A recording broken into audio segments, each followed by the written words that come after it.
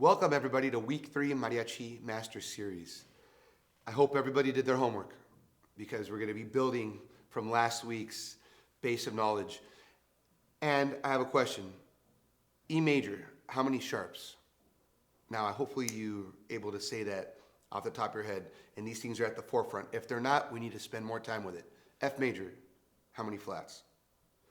And I do these things so that people can be quick on their toes, so that when you're in the spot on the weekend that you're transposing parts, or you need to play a new scale, or you're taking Si nos dejan from D major to F major, that we're able to make these clicks rapidly and that we're constantly thinking.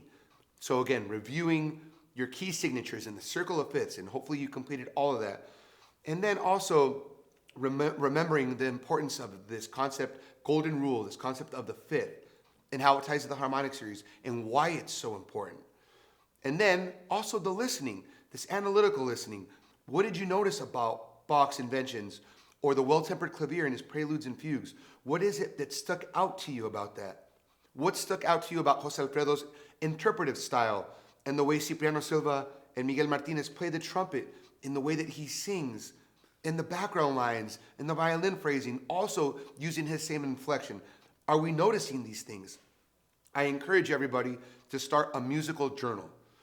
And in this journal, we'll be able to write down the things that we enjoy and the things that we don't enjoy.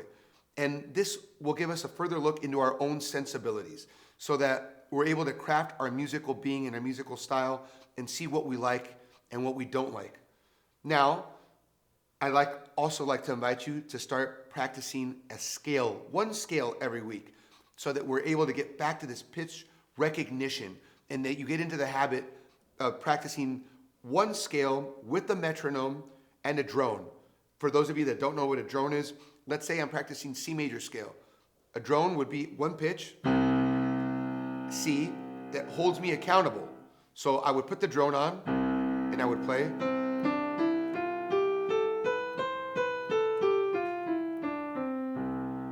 So that I know what it is. And when we get onto our instrument every weekend, we have this working in our favor. So this week we're getting into intervals, why they're important, what they are, and how they go into building chords, and how chords go into building chord progressions. But first we have to start with intervals. We'll get into how we break them up into 3 different categories: consonant, dissonant, and open intervals, and how we can use this to create our color palette.